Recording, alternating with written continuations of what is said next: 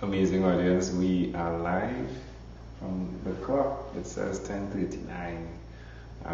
We are currently in New Jersey by an amazing friend who I've only seen virtually, and now for the first time I'm seeing physically. And there is a value in seeing someone physically. Without further ado, I'd like to introduce you to Karen Auld. Karen, great pleasure to connect with you. You too. Shake hands. We hugged earlier, so it's okay. Karen, you were on the podcast, and then we get to meet face to face, which is fascinating. Yeah. I'm speaking a bit slow because it's late. But no, let's do this. So Karen, do tell us. Yes. What's up? What's the latest? What's the update from the last time we spoke? What are you doing now? How are things changed?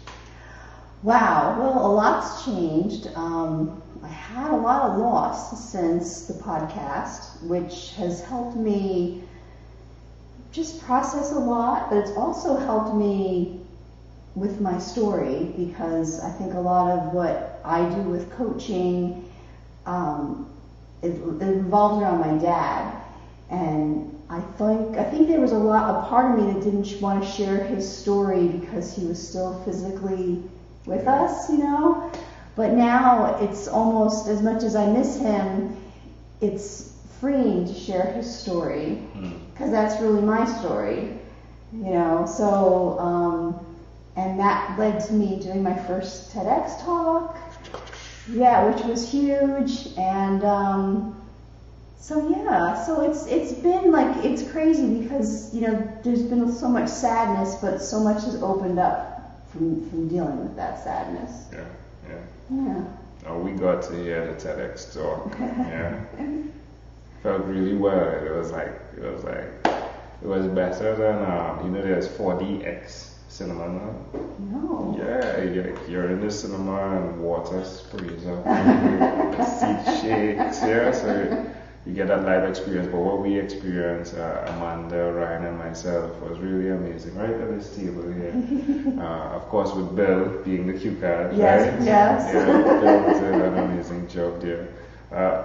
One of the fascinating things is I was having a conversation with someone, and we were talking about sometimes in life we get to put things in, and it's always our instant thing, like I can put things in, but sometimes things can be taken out. And with your scenario, your father was that person was taken away. I mean, dive a bit deeper into that experience, because there are many people who have lost their significant other or their parents. I mean, share with them what that feels like. For me, I was always in a role within my family of, you know, just kind of the glue, you know, and kind of the peacekeeper, and just, you know, just keeping everybody together. So, and with my dad, I was just a lot of his caretaking. He had he had an anxiety disorder, and, you know, he needed people, you know, and I did a lot of calming him through his anxiety as well. So it's very odd for me because that role is gone. And, you know, sometimes I miss that role. It's fun. I'm going away this weekend, and I was driving home today, and I said, oh, I gotta see if my dad needs me to pick up anything. Wow. I was like, oof, you know. So things like that happen, but, you know, there is definitely a part of me that's opened up because that role is no longer there. And again, there's sadness that comes because that role's not there, but it's also freeing that role's not there. And that's, you know, like, I have to balance that energy, because sometimes I feel guilty that role's not there, and I may feel a sense of relief that role's not there. You know what I mean? Like, you know, but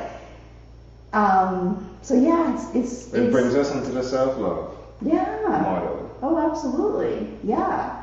And for me, like, I know self-care is just so important.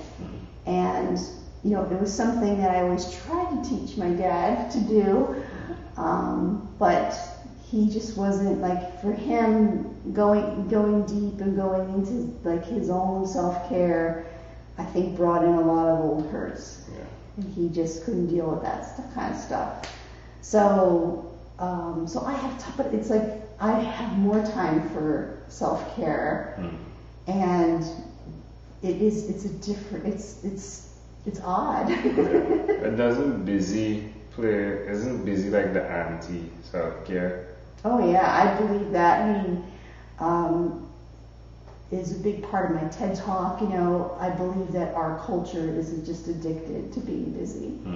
You know, just we overschedule ourselves, we overschedule our kids, we overschedule at work because people just feel like if I'm doing, I must be achieving. But is it really, like, what are you really achieving? And I think when you pause and you take a look at that, sometimes you realize, what is all this for? What is it worth?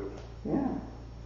Do you have regrets? So we cover your own. I know Karen so much now that the conversation is challenging to have, right? And not go too deep into any one part. Where's the best place for someone to connect with you if they've already resonated with what you've shared here? I play a lot on Facebook, so if you look me up on Facebook, it's Karen C. Auld, AULD, and but my website is just KarenAuld.com. You can find me there too. Yeah. And yeah. Reach out. Yeah, absolutely. Definitely reach out. So we cover your own unique real shoes and your own unique real struggle, and that's basically what you just shared there. Yeah, your struggle with your father. Yeah. And then you went directly into the other part, right? In terms of how you have overcome that, right? Then you went into how is it worth it, right? Yeah. It's like you are running my show here, right? Which is good. Do you have any regrets? Over the last 3 years, do you regret the decisions that you have made that have brought you to this place? I don't think so. I mean, you know, my mom died suddenly. She died 14 months before my dad.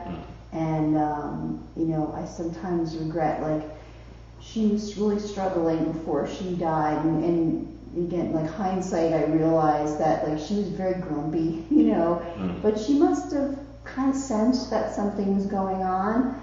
And, you know, I mean, maybe I wish I had a little more grace with her, but I know in my heart and my soul, you know, that, like, you know, she lived with me and my husband, like, you know, we had a great time together. So even that little, like, I wish things were maybe a little different before she passed away, but it wasn't like we were, like, you know, fighting, you know what I mean? Like, I just wish maybe, you know, when people age, you know, I had to, both my parents, I had to be, like, my role changed, you know, from being the daughter to the caretaker for both of them.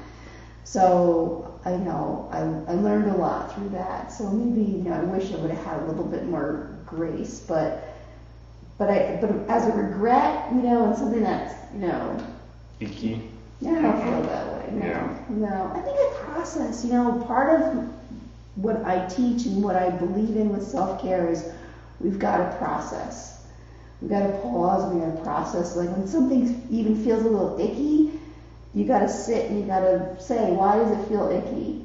And then when you can process it and let it go, then there's no regret.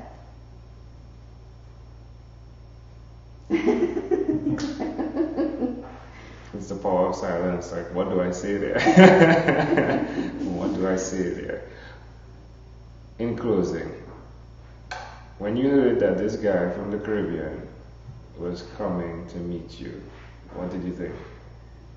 Well, I was excited. I mean, there's a power of the internet, and I am thankful for the connections that the World Wide Web can bring, and how fast we can Google things and learn things, because of this structure, right?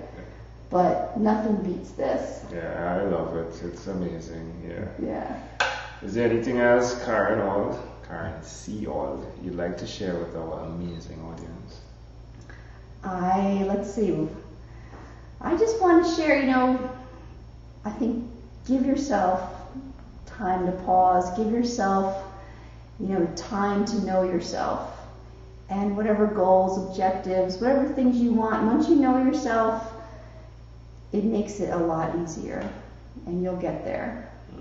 Love it. Karen C. Auld, thank you for being on What is Inspired by 12 Minute Convos with Angel Jones. Thank you. You're welcome.